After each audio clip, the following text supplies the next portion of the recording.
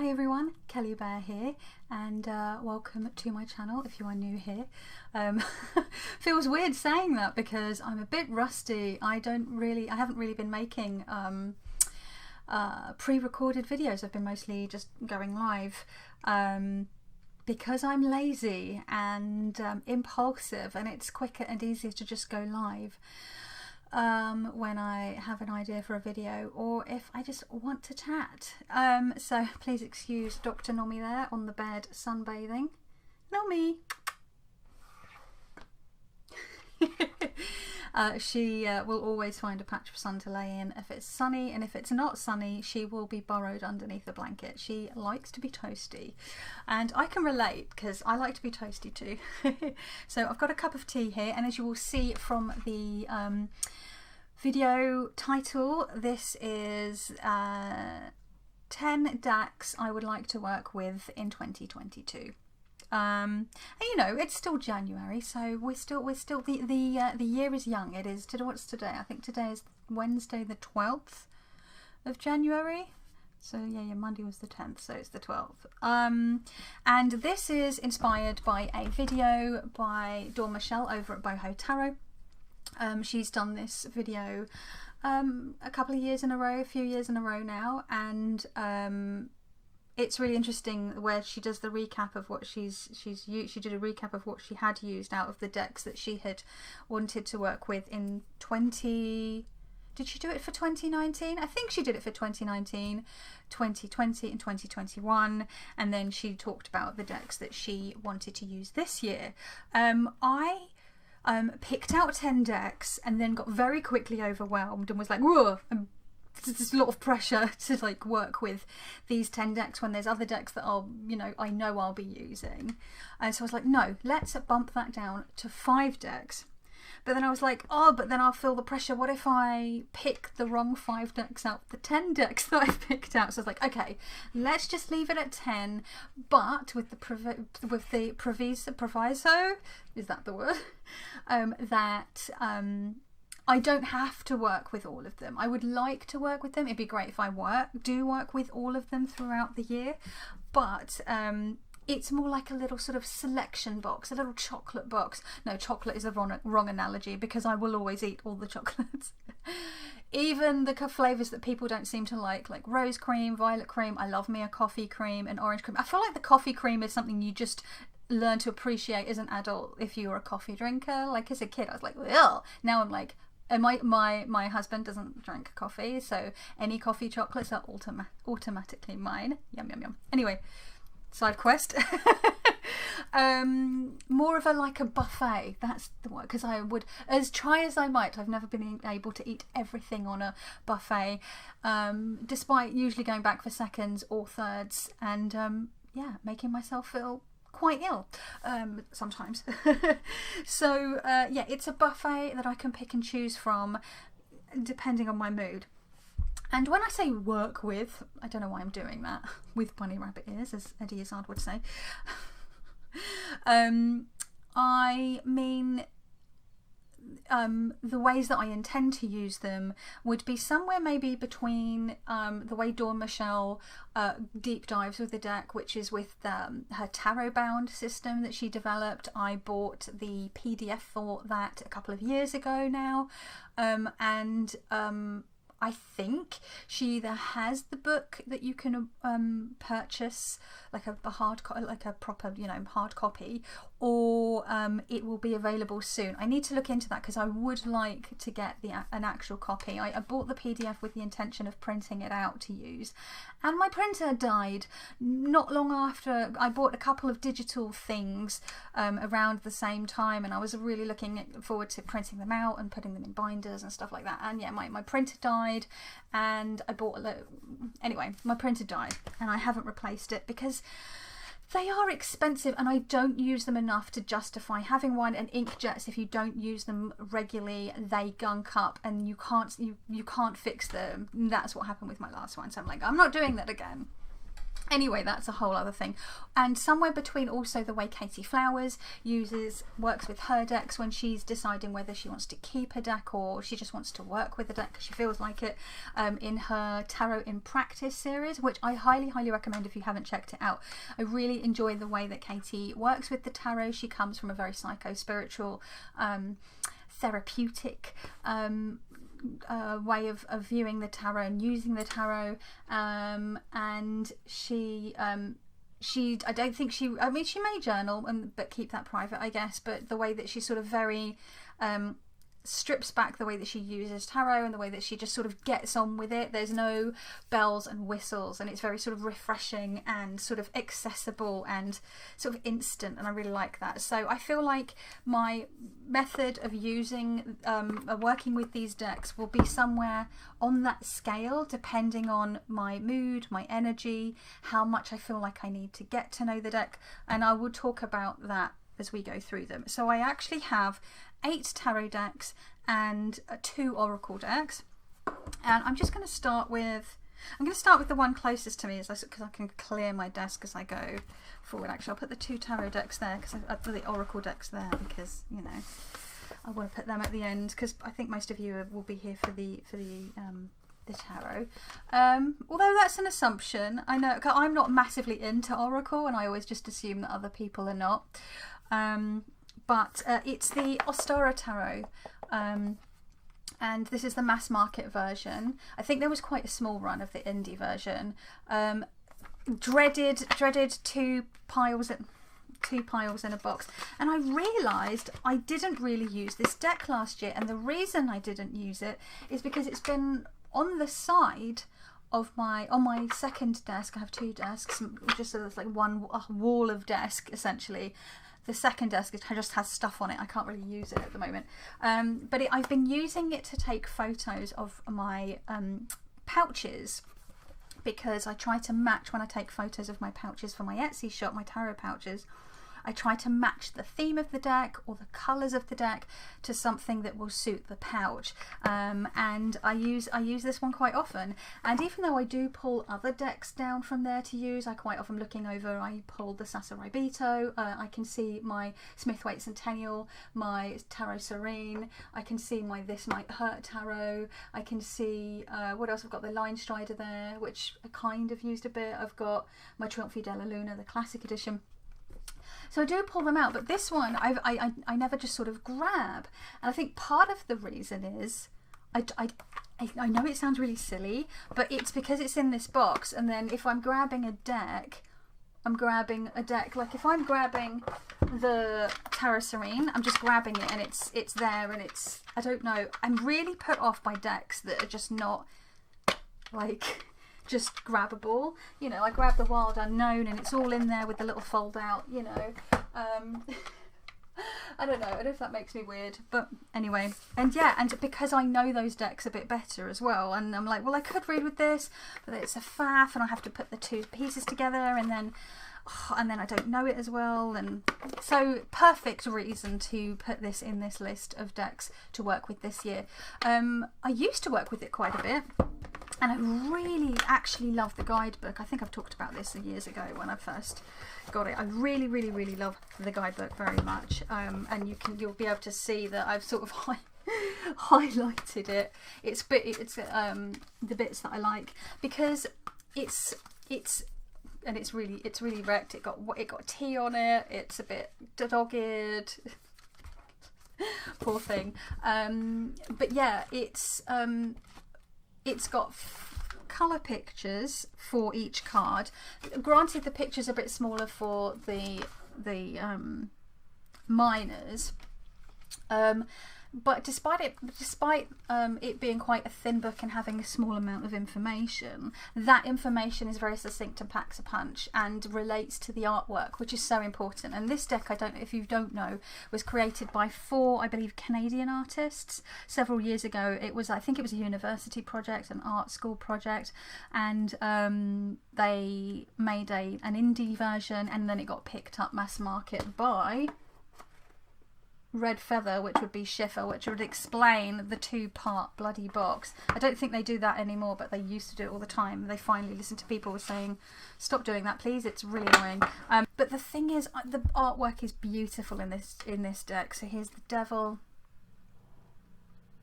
Luckily, it's not like, you know, if you can see in the ring light, makes it super shiny. But it's just really, really beautiful. And I know some people don't jive with this deck because it's made by 4 separate artists, and they took a miner's suit each, and then they divided the majors up between them sort of fairly evenly-ish, obviously because 22 doesn't divide it by 3. I think obviously 2 of them must have taken 7 cards and 1 must have taken 8.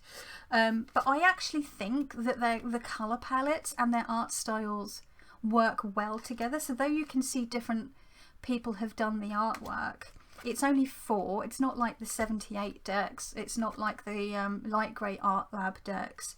It does still feel cohesive to me. And I've got a tarot deck that I printed myself using sort of lowbrow and pop surrealist artwork, and that's sort of all over the shop with regards to styles, and it still works for me. And I just think, because I just love lowbrow art. But it's gorgeous. And then the cohesiveness continues through the courts, because they pick an animal to be represented in each of the courts, and they all stick to that. But yeah, there's a lot of animals. It is a very dreamy. The colour palette is scrumptious. It's Rider-Waite-Smith based, but it deviates enough to make it interesting. But it's also the reason that I sometimes struggle with this deck, and I've never really taken the time to properly do a deep dive. So this deck feels like it would be a tarot bounder. I need to get a journal for it, and I need to dive right in. Okay, so the next deck that I would like to work with this year is the Wooden Tarot by, is it Andy? I can never remember. Andrew Liam Swartz of Skull Garden is the name of their brand or their website, their Etsy shop. I love this deck, but again, it's one of those which I sometimes go to pull, and then I'm like, oh, I don't know it enough. This was gifted to me a couple of years ago by a friend, and very kindly, along with a bunch of other decks and books and everything, amazing. And I sort of got stuck in with it, and then the panini happened, and I sort of really dropped off tarot use, and so that initial excitement I had about it, and about tarot in general, really waned. I was going through a bit of a tarot funk anyway from like the end of 2019. This had sort of re-sparked it back for a short while, but the pandemic just quickly squashed it. This was an indie deck as well. This is an indie deck, I should say. I don't know whether I should edge it or not, because the back, it's kind of works. It doesn't really, it's like it just looks like a block of wood-ish anyway. So those are the backs. Sorry, I should just show the deck. But this one I love. I never thought I was going to be able to get my hands on this one, because Beth Maiden at Little Red Tarot used to stock it, and then she didn't, and I should have never pulled the trigger on it. But it's really out there. I would say it's an animal and nature deck. Lots of plants, lots of stones, lots of animals, lots of eyeballs, as you'll see in this one. All of the suits are renamed. It's beautiful. It's weird. It feels very shamanic. It feels very witchy. It feels very. It just feels really different, and I can see where there's Smith-Waite influences in some of the cards and not so much in others. And this is one that didn't even come with a book or a pamphlet or anything. I would love for the creator to make a book about this. Maybe they have, and I just haven't seen. Maybe I should go have a look. But it's one of those where it's so out there that I think, again, this is another tarot bounder. So I've got my work cut out for me if I pick these 2 decks. So that's 2. The third deck is the only Marseille or Pip deck in my collection of decks I'd like to work with this year. I will be working with other Pip and Marseille decks, don't worry. But what I've realised, I really knuckled down with learning the pip system, the Marseille system, and pip reading with pips, and really enjoyed the simplicity that that gave. But living in a pandemic as a clinically vulnerable person, I find that my Marseille feels, it can feel very like problem solving-y, or very fortune telling-y. Are those words? Those are the two main things that I tend to use pip decks or Marseille decks for. They're kind of and I come from the school of Tom Benjamin's Tarot on Earth, of like pip and Marseille reading. So my pip and Marseille decks are used often for like that nitty gritty, just like problem solving. Also, I found it was very fortune tellery, and I think, and that was something I'd never really done before. But I'm going into what will be my 3rd year of a pandemic, shielding for the most part as a clinically vulnerable person. I don't go out much, I don't do much. There's no, the predictive stuff feels very stressful and anxiety ridden. The sort of the problem solving nitty gritty stuff, down to earth stuff is fine, and I will probably continue to use them for that. But I do feel like I have a good handle on pip and Marseille decks, and they do feel, a lot of them feel like a muchness. A lot of them do not deviate too much from, you know, the original meanings. A lot of them are not out there. I would love to see more diverse Marseille and pip decks. I would like to see more sort of out there Marseille and pip decks, like what's happened with the Smith-Waite system. But the one deck that I do have on here is the Trionfi Della Paradoxical Rose, which I've already been having a play with. This was gifted to me, well, I say gifted, I did a trade for some pouches for it by our lovely Jamie. And it's still in a weird order because I was using it for photos at the end of last year for my Etsy shop. But this, ever since this deck came out, and it came out whilst I was on a depth year in 2019, so I did not buy it because I was very strict, and I really did stick to my depth year pretty well, I have to say. I was quite proud of myself.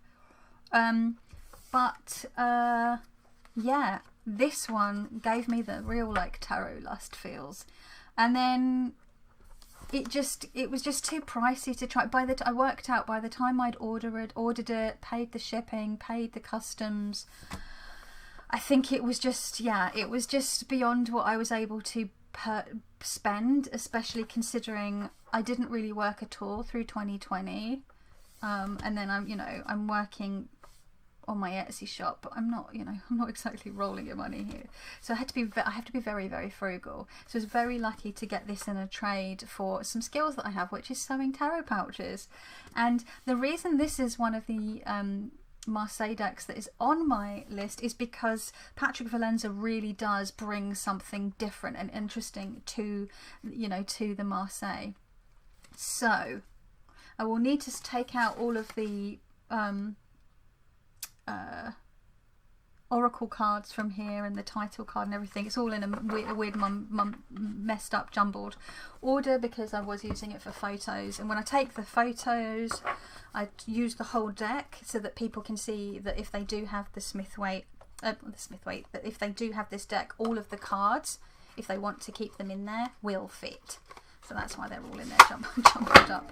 So I'll need to sort that out and pull out the there's 2 like tower cards, and I think 2, there's a couple of different versions of some cards, so I'll need to pick out the ones that I want to use. I might change it up to the ones that I use in I have the original version as well. So that's 3. Tarot deck number 4 is the Next World Tarot. I love this deck. This was gifted to me from Simon at the Hermit's Cave after a trade for decks from Canada from a lovely friend went missing in the post, and it was the indie version, and I was absolutely heartbroken. I was like, I'm never going to get a hold of it. This was before it had got picked up mass market. You could not get this for love nor money, and Simon very, very kindly sent me his copy. I would also like the mass market version and the pocket version, but they also now seem out of print. I don't know what's going on there. I can't seem to find them. Maybe I'm not looking in the right places. This is very glossy and very big, which is one of the things that put me off it a little bit. I have to do small readings with it because the cards are huge. But I managed to master, since getting one of the other decks on my list here, which I'll show you shortly, I've mastered the art of the side shuffle. like properly. The side riffle shuffle. And so I feel like I'm more able to use it.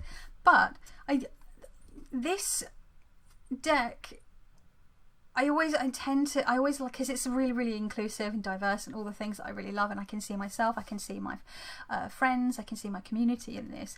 But I ended up pulling the Numinous Tarot over and over and over again last year, pulling it out. I'm surprised by how much I ended up just bonding with that deck last year. And so whenever I wanted a diverse deck, I ended up pulling that one, which is weird because before I used to always go for this one because the Numinous is like loads of the titles are changed, the courts are changed, the names of the pips are changed, the pip suits are changed, and I was like, oh, it's too much. But actually, I found it really intuitive, and once I just got using it, and you know, there's a really great guidebook that comes with it. I actually just ended up you get lazy, right? Not lazy, but you get comfortable with the deck. So I ended up just pulling and looking over there because it's over there amongst all the decks that I use for photos. And yeah, so I was just like, no, I need to give this one some love. And although I used it, I never did like a deep dive, dedicated a journal to it, and I feel like it deserves it. And funnily enough, I woke up this morning and I saw that Katie Flowers had done a tarot in practice with this deck. So I was like, oh, that's funny, because I'd pulled this out for this video last night. So I'm going to watch that video on my lunch break, I think. So yeah, this did I show any cards? I just sort of fannied around with it and then didn't actually show you. This is one of my favourite lovers cards ever, and as someone who is chronically ill and has sometimes has mobility issues due to chronic pain, you see this person coming out, they're stepping out towards themselves and they're handing themselves some spoons. And I use spoon theory to sort of explain to people what living with chronic pain and chronic illness is like. So look it up if you like spoon theory. What the hell? But yeah, I really, really love this deck. I've been a fan of Christy C. Rhodes' artwork for a long time. She's super punk. She's queer. She's Latina. Yeah, this deck just gives me all the feels. So yeah, it's time to play with this queer deck and try not to always grab the Numinous Tarot, which I love so much. I'd really love to get the new version with the book that fits inside the box with the more matte cardstock, because I have the original glossy version. And I don't have any doubles of any decks apart from the one. No, tell a lie, I'm lying now, because I now have the standard and mini-sized version of the Halloween Tarot by Kipling West, and I have the standard and mini versions of the Wild Unknown Tarot. I'm loving the mini Wild Unknown Tarot more than the original size. I don't know because it's cute and small, but so cool. Anyway, so that is 4. Bloody hell, we're at 24 minutes. Strap in, folks. It's a Kelly Bear video. It's gonna be long. Okay, the next one is in one of my own pouches. I love this glittery gold, the glittery the ribbons.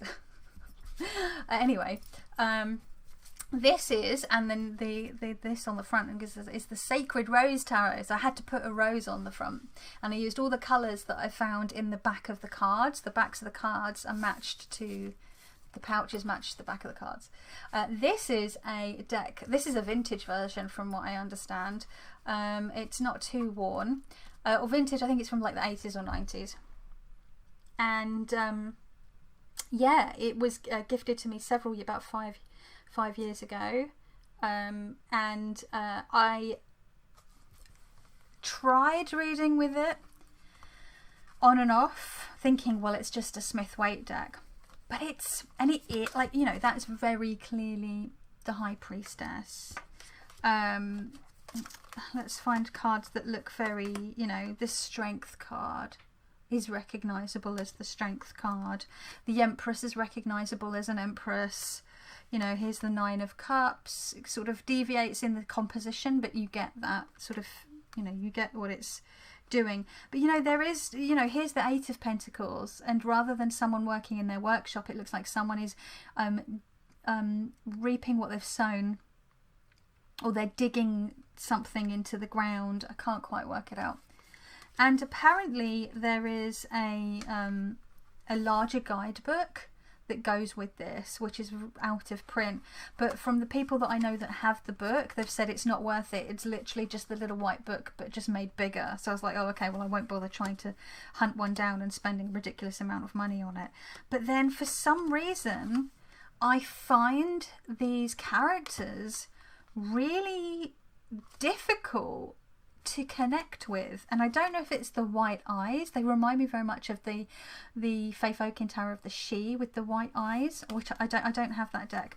But yeah, I remember trying to do a reading for my mother-in-law with this deck, and it just fell really flat. And the reading, I was just like, I'm really sorry, this reading is, I don't know why, because I took the deck with me on a trip. This was about 3-4 years ago, on a trip to visit our in-laws, my in-laws.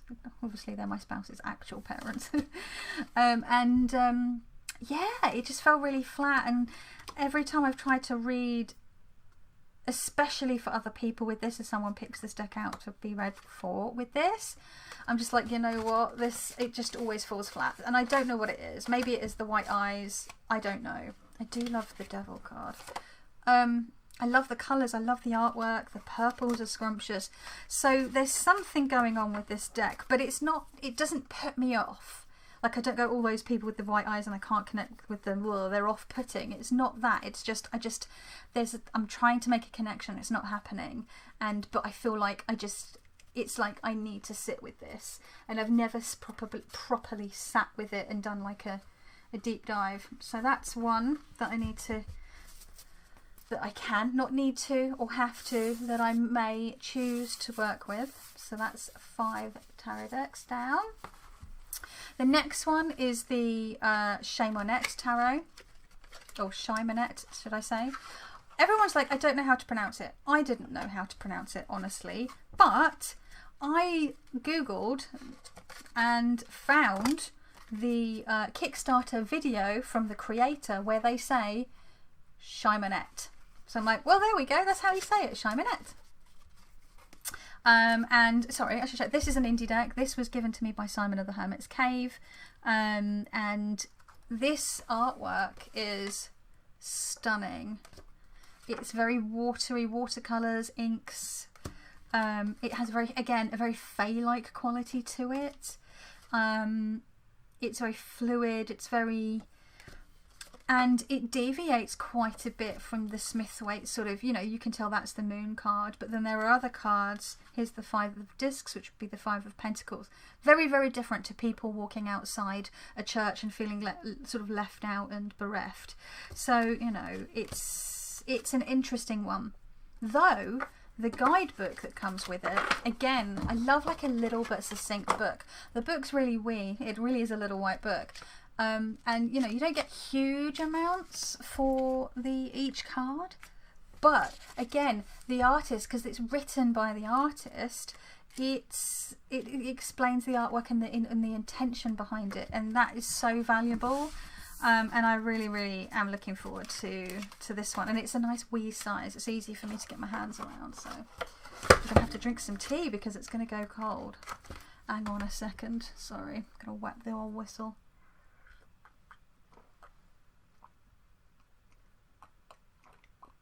Oh, it's just on the cooler end of the perfect drinkable temperature. If I'm not careful, it'll go cold before I finish it. The next deck is a deck that I got last year. I bought it myself, and I've been put off buying this deck because of people really slamming the cardstock. And I was really like, oh, because I had been really stoked about this deck. I'd followed the creation of it. I follow Rachel True and on Twitter, and I was just super excited about it because I really rate her as a tarot reader. And then yeah, people were like, oh, the cardstock is bobbins, like don't bother. But in the end I caved, and I saw it was on a really good deal. I think it was reduced to like £12 or £13, and I was like, you know what, it's been on my wish list for ages. I've wanted it for ages. If the cardstock is shit, then it's shit, and I'll just deal with it. And actually I find the cardstock fine, and it is the True Heart Intuitive. I've put it in this little bag that my friend Renate sent me. But I will probably make a more sort of sturdy one of these bags and use this for something else, like maybe like charm casting or something. I don't have a charm casting set, but I have a lot of charms, so I'm like, I need to start putting charms aside that speak to me, so this would be a good bag to pop them in once I make a Kelly bag for it.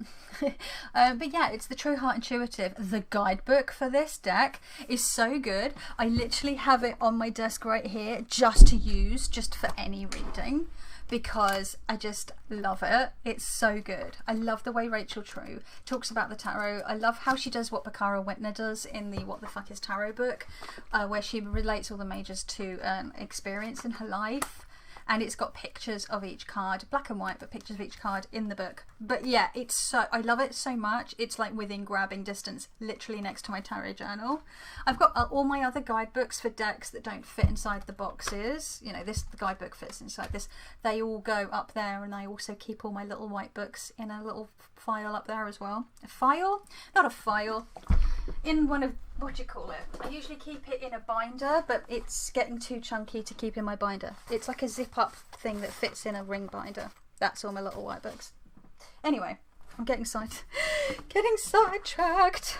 Me getting distracted? Never.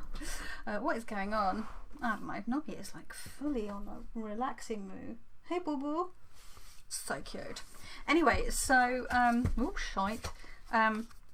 So yeah, this deck, oh my god, it smells amazing. Whenever I use this deck, I rub my hands in my anointing oil that I use for like meditation and breath work and things at my little altar.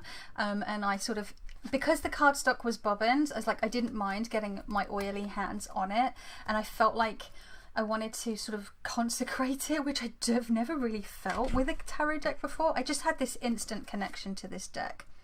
Is it perfect? No, the cardstock could be better. And yes, it has diversity of ethnicity in here, but it's not overly queer. It's not, there isn't any real body diversity. You don't really see any disability. You don't see any fat bodies. You don't see, can't remember, do we see any older people? Let me see if I can find any older people. The Sassar Ibito is great for depictions of older people, as is the Next World and the Numinous. Those are probably my top 3 for like diversity at the moment. And you know what, I was looking at other diverse decks, like the Modern Witch Tarot and the Lunar Soul Tarot, like a couple of the Liminal 11 ones. There's the Fifth Spirit Tarot, and I was looking at them and I'm like, oh, they scratch, I've already got decks that scratch that itch, and I've been trying to be very mindful about how many decks that I bring into my life, but part of me is just like, fuck it, just buy all the queer decks and the diverse decks and show that we want them. And I, so what if I've got, I feel like I'm going to go a bit deck mad this year. I haven't had a real like splurge on decks since 2018. And I started making the point in my live chat the other day. And then, but sorry, I should be showing some videos. Showing some decks. Some cards. Brain. I started talking about, I feel like I might go a bit mad on splurging with decks this year. And I think part of that was that because I have been shielding pretty much for 2 years come March, I don't have a huge amount of money at the moment because I'm trying to build up my little shop because I can't do the hair and makeup anymore. So I have to be very frugal and spendthrift and intentional where I put my money. But at the same time, I've received money for Christmas. I've got my birthday coming up in less than 2 weeks and I've already asked for money for that. So I'm like, I've got that, I'll have that little wedge of money that I can buy presents for myself, little like late birthday and Christmas presents for myself throughout the year. So that's what I was intending to do. And also I'm not going anywhere. I'm not going to restaurants. I'm not going to the cinema. I'm not going to the theatre. I'm not going out clothes shopping. I'm not doing any of that. I'm not going into bookshops and browsing and coming up with an armful of books. I'm not doing any of that. Any of the things that I would spend money on usually for leisure, or to, I'm not going for massages. I'm not going for flotation tank sessions. I'm not going and getting my hair cut. I'm not going and having my eyebrows threaded. I'm not buying makeup. I'm just using what I've got. got and just, you know, replacing essentials like mascara and things. And so there is a little bit of play for spending a bit of extra money. Not extra money, spending a bit of money, but also all the things that I would do to relax or for joy, not going to gigs, going to bars, nothing. So, like, I need some fucking joy. And you know what? I'm going to say it. If I want to buy some stuff this year to bring me joy and to keep me distracted and keep me studying, and whether that's books, I think it's going to be books and it's going to be tarot and tarot books. If that's what I need to just get me through my going into my 3rd year of shielding, being told that it's reassuring that only the people that tend to be dying or getting very sick with long COVID are people that are disabled or have comorbidities. As someone that has several chronic illnesses and comorbidities, it's not reassuring for me. I just get to feel like I'm disposable. So it really does wear on you mentally, having that message sent to you for 2 years in a row. Anyway, this has gone on a rant. This was supposed to be just about fun little, can I help myself? I guess not. I guess it's because it's all pertinent to what I'm talking about and the tarot stuff.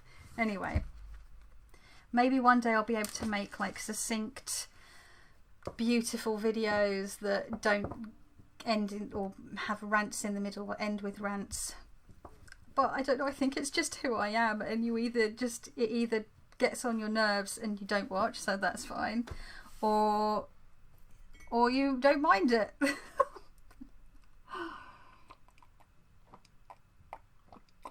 It is something I'm very aware of. I sort of switch the camera off after a live or whatever. I'm like, oh god, I went off on one again. People are just going to be like rolling their eyes.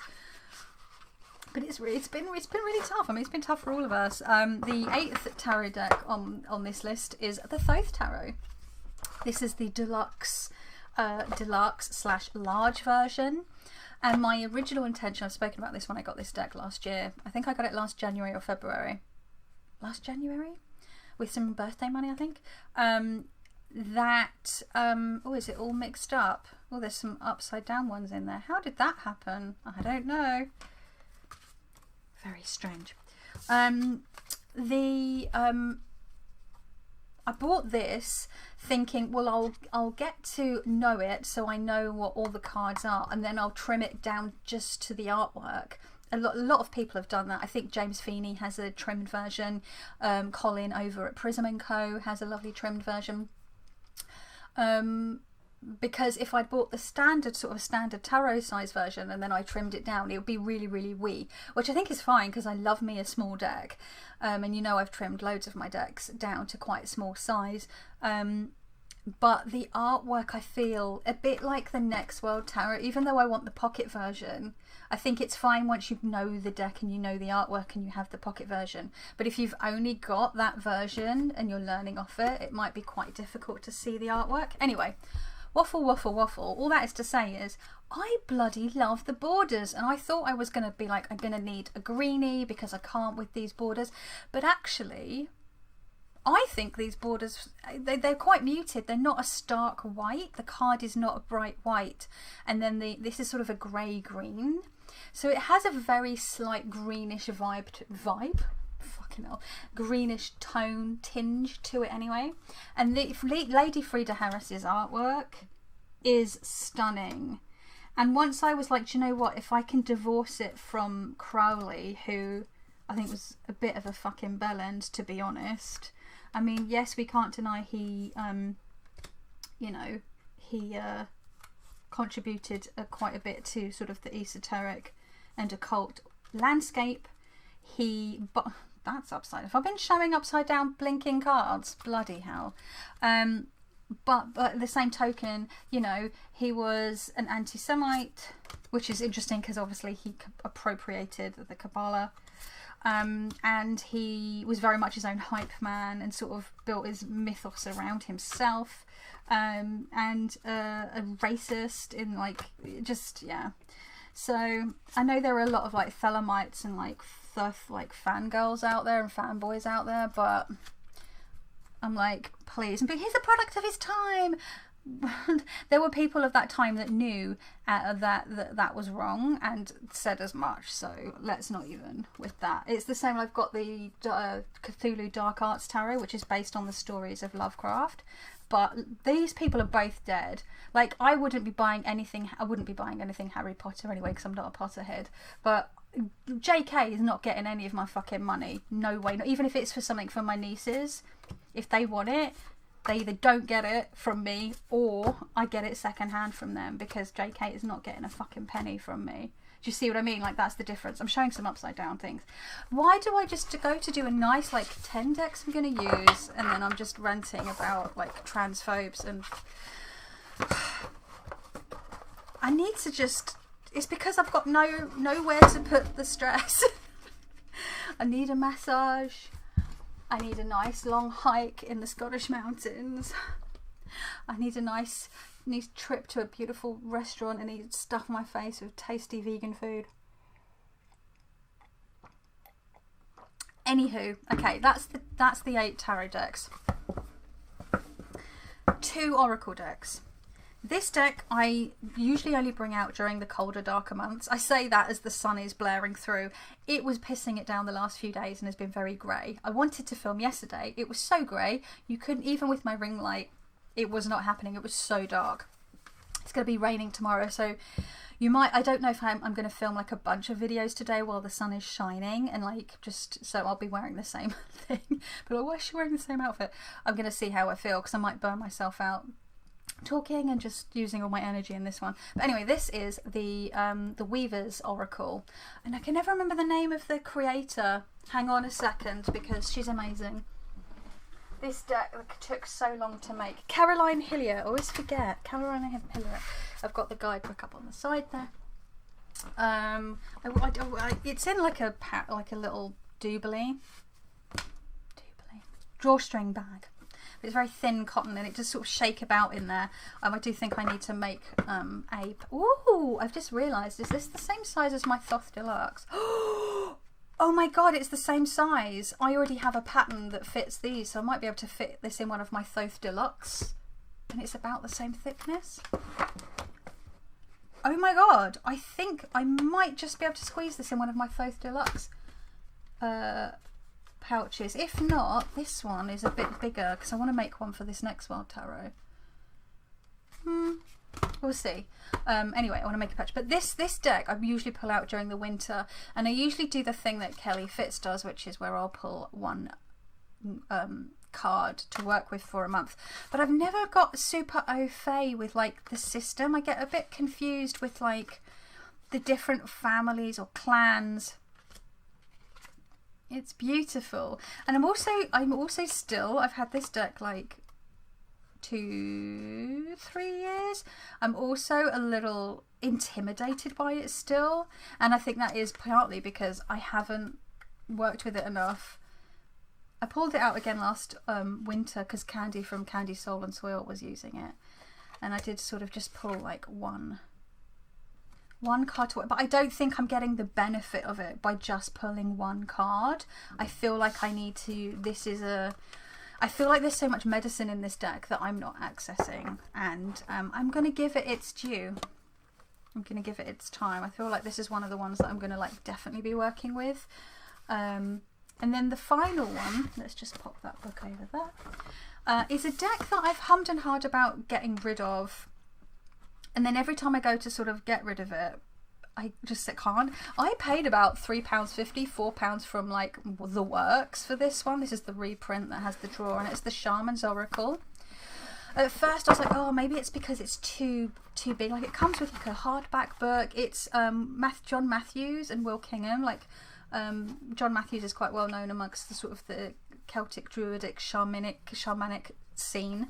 It's got a little fold out spread thing in there, and the box, the production value is quite nice. The box has gotten dinged. I think I dropped it on the edge of something and it thinged, but you know, it's fine. I'll put some tape over it or something. But it all fits together. It's quite nice little set, but I found it really difficult to handle, sort of physically handle, because it had really big borders on it, and I hadn't mastered the art of the side shuffle. So I trimmed it, and I think Kelly Fitz trimmed hers. I kept there's like a colour, like they're colour coded, I believe. Yeah, there's colour codes and symbols at the bottom, so you still know what you're looking at. But I've never quite understood how I'm using this deck. I'll like pull a card, and it's like I start reading the book and I'm like, oh, I don't know, it all seems a bit complicated, which is just so stupid, because I always complain I don't use Oracle a lot because I like to have a system, which is why I prefer Tarot and Lenormand, right? So the decks that have a system, Oracle decks, like this one and this one, I don't know, part of me is, I sort of like play with it a little bit, but I don't give it the time that it needs, which is just stupid, because the thing that I'm complaining about, I've got them right here and I'm not using them enough. And then there's like the Empty Cup Oracle or the Arcane Bullshit Oracle, both of which I use quite a lot, and they're just like, you just pull a card and then you just read the thing, like, so it's weird. It's like, I don't like Oracle because there's no system, but then the two Oracle decks that I use the most don't have a system. Maybe I just think that I want Oracle decks to have a system. Maybe it's just because I'm like, I don't want to have to learn another system. I don't know. It's not like a full system like a tarot. There's less cards. It's not as complicated, you know, but I need to give this a go properly before I decide if I'm going to get rid of it. So we will see. We will see. So those are the 10 decks. Yeah, there will be other decks that I want to use, or new decks that I'll probably want to use. I haven't really had much of a wish list, if any. I think there was, this one was on my wish list. I have that now. The True Heart Intuitive was on my wish list. I have that now. There wasn't a huge amount of other decks. There were just decks that I was like, it'd be nice if I had them, but I'm not desperate to have them. But oh my goodness, so many really beautiful decks have been really, like, I've not been in the loop when it comes to tarot decks the last few years. I'll see some new decks coming out, but I'll Katie Flowers, I watched a video a couple of days ago of the Zeke Arcana Tarot. Now, Zeke's Lunchbox is an art channel that I've watched on and off over the years, but had somehow missed that she was creating a, is it Julie? I can't remember her name. Or Jules? I can't remember. Julia? Creating a deck. And it's, I love her artwork. It's stunning. And yeah, I missed the Kickstarter on that. Gutted. I'm hoping that she'll do another run once she's fulfilled the Kickstarter, or that I'm really hoping it'll get picked up mass market. But yeah, there's so many beautiful decks. Like the Gentle Tarot is really calling to me. The Fifth Spirit Tarot has been one I've not been sure about. I've seen that the Orion's Tarot has got a mass market release. The Wanderer's Tarot has a mass market release, and it's really, really tricky, right? Because there's also the issue with publishers. They're now picking up artists' work, and like at a higher pace, and they're picking up the work of queer folk, they're picking up the work, because the Fyodor Pavlov, that's on my list this year. I'm getting real yum deck last, that's what I'm saying. I can feel like I might go a bit bananas on the old deck buying this year, because there's just so many beautiful ones. But then there's also this issue with publishers, you know, being, they're not sending their decks out to diverse people within the tarot community to review them or to do walkthroughs of them. And it's like, okay, fine, you're picking up queer artists and people of colour now, and like trying to diversify your decks, and maybe your books are less au fait with the whole what books are coming out. But like, it's not just the creators, it's the people within the community as well. So you need to, it's a whole thing. So I need to really sit with that, honestly, and have a think. But anyway, that was an almost hour ramble about 10 decks that I would like to work with this year. So yeah, I don't know if I'm gonna like edit this down because effort, like I'm pre-recording, but I don't have the like spoons to like also then edit. I'm really warm now as well. The sun is like this. I've got a hot water bottle on my stomach because I've got like cramps, but at the same time the sun is like beaming right on me, and I feel like a fly under a magnifying glass. Anyway, yes, this was me chatting nonsense as always, but I hope that you enjoyed it. If you're still here, I guess you did. Yeah, and thank you for joining me. Do you have a bunch of decks that you have in your collection that you would like to dig deeper with this year? Let me know what they are, or maybe you will do a response or an inspired by video by Dawn Michelle, and I'll have to remember to, I'm going to write down a post-it note to remember to link Dawn Michelle's original, because it was she who hath inspired moi. Where's my bloody biro? There it is, my biro. Yeah, stuff and things. I'm going to go because this is a hot mess. I'm really out of practice of just like filming a video. But yeah, thank you so much, and I will speak to you in the next one. Take care of yourselves, and ciao.